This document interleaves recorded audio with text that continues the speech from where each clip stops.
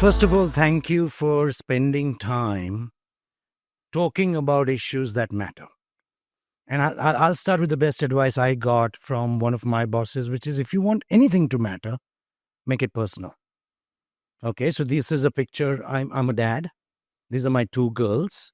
Mia's 12 years old and May is 9. And both of them are at an age where they don't listen to me. Right? But I'm trying my damnedest best to be a amazing Papa Desai. So for the next 10, 12 minutes, I don't want you to listen to me because they said I was something, fourth, something, blah, blah, blah, or that I may know something about what I talk about. All I want you to do is indulge me to try and become a better dad. Because as I talk to my 12 and 9-year-old, I find it really difficult to explain the Truman Show we're in. Do you all remember this movie, Truman Show? Right? Everything is fake and he doesn't know his best friend is selling a beer. Everything is... Because if you look at it, when I was in the UN speaking about climate, not because I'm important, but in the next room, the president of the free world called climate change the biggest con job of our times.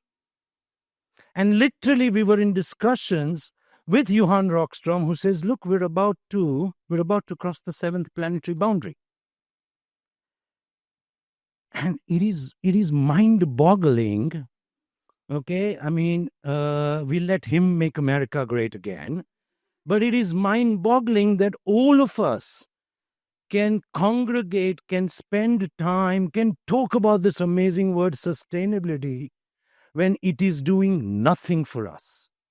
We have just crossed 1.5, 2 degrees is for sure. And hope, as much as it's on the strategy, hope's not a strategy.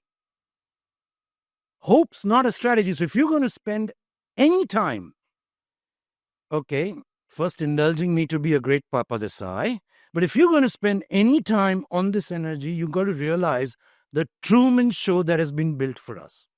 We live in a world which forces us to consume. I want to buy bigger.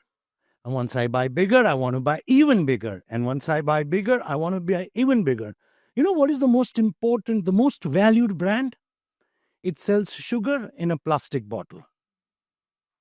It's not a symbol of happiness like we sold you. It's sugar in a plastic bottle.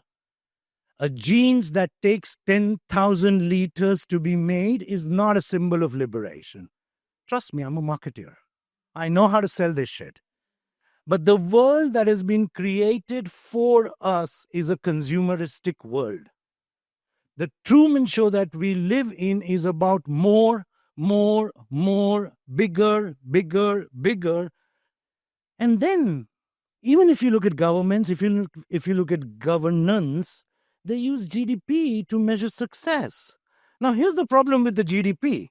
If you drive a cycle, you're useless to the GDP because you're not going to buy petrol, you're not going to buy insurance, you don't need fancy charging stations, and in the GDP, a dead tree has more value than a living tree does. So, and look, I am not an expert. I don't know what the better answer to GDP is, but I do know GDP is not the answer. Okay, we all need to accept. And it doesn't stop there. Look at the food we're eating. Thank you, American food companies, for destroying whatever little good went into our system. Okay, the food system is literally the biggest contributor to the health system. So when you look around, and when I look around as a dad, I realize we're literally paying for stuff all the time. Whether it is for my health, whether it is for my well-being, whether it is the stress level, whether it is my desire to continue to be a wheel and a hamster stuck in this more cycle, we as a generation are paying for things all the time. And what is at risk is the ultimate purpose. Whether you are government, Whether you are a company, whether you are an individual, there is only one purpose: long-term well-being for all. Long-term well-being for everyone. And obviously, when I tell these statistics to my daughters, I mean, how do I explain saying, darling, it's going to take us 123 years to reach gender equity? And they look at me and going, what the? Yeah, and it's the word I tell them not to use, right? Or I tell them, look, we created the Paris Agreement and we're going to have two ambassadors talking at 7 p.m. About, does the Paris Agreement still matter? The Paris Agreement was meant for us to reach sustainable development goals in 2030. And at the current rate, it's going to take us 2070. So it's high time we stop fooling ourselves with this sustainability. Let me tell you about my plans for 2035. Till then, can I continue destroying the world as a company? Let me tell you about my amazing sustainability report for 2050. But till then, can I just destroy the water you're going to drink? Okay. 91% of the world's plastic doesn't get recycled. Of the 9% that could get recycled, another 90 doesn't. Okay, so the Truman Show has one lord and one master: financial capital. And the only measure of success is short-term return on financial capital. Not your and my well-being, and for certainly not my daughter's well-being, neither your sons, your daughters, your nephews, your nieces, whoever you decide to put in when you close your eyes and decide to spend a day here. Long-term well-being for each and every one of us is destroyed. And in a way, this word called sustainability one day, my submission to everybody in the room is it's probably another con job. These 2050, I will do something is like going to a bank saying, give me your money, I'll destroy it. Maybe in 20 years, I promise, I could maybe give it back. Okay, and there are enough statistics, and like you, they took one of my slides and divided it into two because, people can't see the bottom. But if you think about it, the journey to destruction to sustainability is fraught with hope, is fraught with future promises, and it isn't going to reverse any of the numbers I just showed you. And therefore, the journey needs to be not to zero, not to net zero, not to hope, but to regeneration. Moving away from extractive to zero is the journey that has been conning us. Unless we start talking about regenerating our soul, regenerating our health, regenerating our food systems, there is no regeneration of the climate that is going to happen for our children. And it's as Paul Polman put it in his book, it's about learning in whatever you do, in whatever your superpower is, learning to leave behind a positive handprint, not just minimizing your footprints. Not just this, today I'm going to destroy the planet less. I mean, that's what most companies we work for do. That's what we're fooling ourselves if you think some amount of CSR, and no apologies to the last section, I heard you, amazing job, but little CSR, little conversations ain't going to change the Truman Show. So if we're serious about this, and I can imagine everyone's listening to an ugly Indian talk nonsense about his children, so we are serious about it, then we've got to become really serious with a regenerative mindset.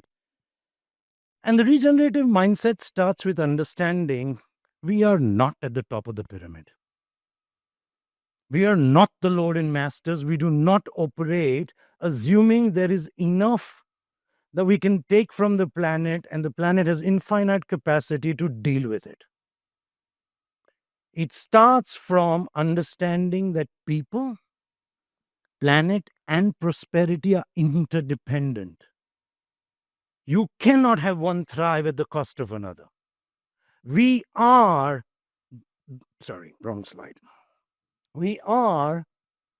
part of the ecosystem. Not at the top of the ecosystem, we are the ecosystem.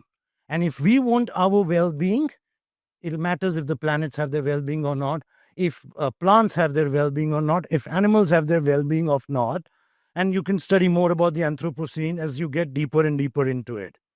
A regenerative mindset will also require us to think more than quarterly results. I mean, if any one of you want to understand more about the regenerative mindset, the Maori culture is probably more lessons than even Johan Rockstrom can talk about them. And the Maori culture is decades, centuries old.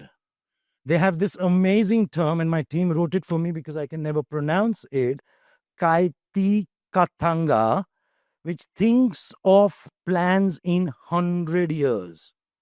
So when you meet a company called Zespri, they're not thinking about annual plans. They're thinking about what they will do to the soil if they continue doing the way they're doing, what they will do to the water, what they will do to everything else. And a regenerative mindset requires us to rethink our concept of value. I mean, you've all heard, right? Most of the people that grow cocoa have never tasted a chocolate in their life. I don't know if you know this, but Google it. And I have put enough prompts in AI to give you the fake answer. But most people that grow cocoa have never tasted a chocolate in their life. Most people that grow coffee beans, okay, and this is the coffee system. We all wake up and we see George Clooney and he puts us a little Nespresso and we go, can't start my day without coffee. I can't, okay. But most coffee companies take the coffee beans outside the country they are grown, pay the farmer less, have an obscure supply chain, do some CSR to pretend it's all okay, but most of the coffee business is built on exploiting the people, exploiting the land, and exploiting the very genesis of what created them.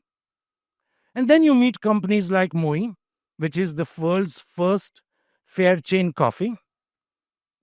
If you haven't seen it, it makes sure the coffee plantation is regenerative and helps the forest grow better. Not helps the forest sustain itself, help the forest grow better. It roasts in the same country, so it's able to pay the farmers dramatically more than the average wage, and it is a fully transparent value chain. So our definition of value can't be return on financial capital. We've got to start thinking, what is the return on societal capital? What is the return on planetary capital? What is the return on my own individual mental health capital? Whether we're a society, like they say, look, societies aren't great when the rich can afford cars. I know we're in Singapore, most of us afford COEs, all of that, but societies aren't great when we can afford cars. Societies are great when everybody together can travel in a bus, hopefully electric.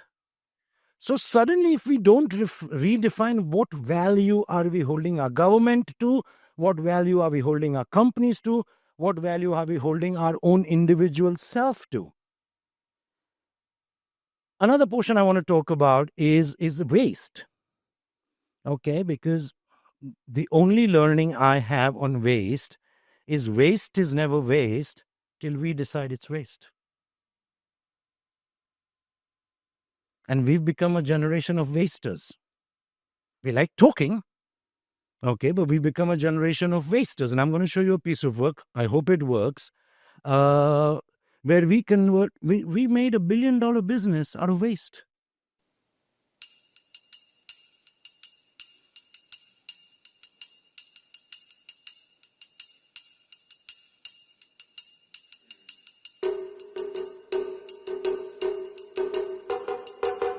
Every year, over 2.5 million tons of pineapples are grown in the Philippines. While the fruit is packaged to feed people all over the world, pineapple leaves are left behind.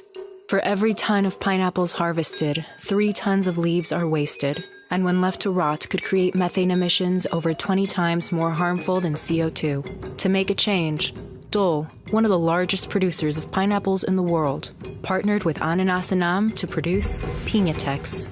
a vegan, cruelty-free, and sustainable leather alternative made from the fiber of pineapple leaves that would otherwise go to waste. If we compare Piñatex with leather, Piñatex has a much better environmental credentials. It doesn't use any water, any land, any fertilizers.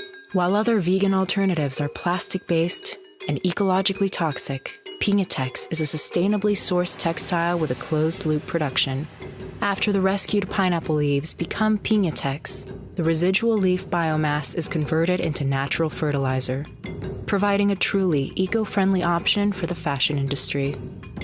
Over 200 brands in more than 80 countries are now using Piñatex to become more sustainable, including Hugo Boss, H&M, and Nike, who use Piñatex to create their Happy Pineapple sneakers. The Dole Ananas Anam partnership through Piñatex is the perfect way for us to breathe second life into our waste. This is the first step in our journey towards circularity, whilst helping farmers turn waste into an income opportunity. Piñatex is part of Dole's ongoing efforts to achieve zero waste from its farms by 2025. By upcycling waste, we are creating change beyond the food industry, giving fashion brands a true green answer to leather. And this isn't a project. It generated $1 billion of additional revenue for the company. So it isn't, let's stop waste because it would be nice to do. Waste is a huge revenue opportunity when looked at it by a regenerative mindset. So look, I know it's been a long day. All I'm saying is hope ain't going to get us there. Just the word sustainability and minimizing damage ain't going to get us there. We're going to hit 2 degrees and then we're done. Kaput. CSR ain't going to get us there. Again, no apologies. I really loved the presentation. But we got to realize that we are living in a Truman Show.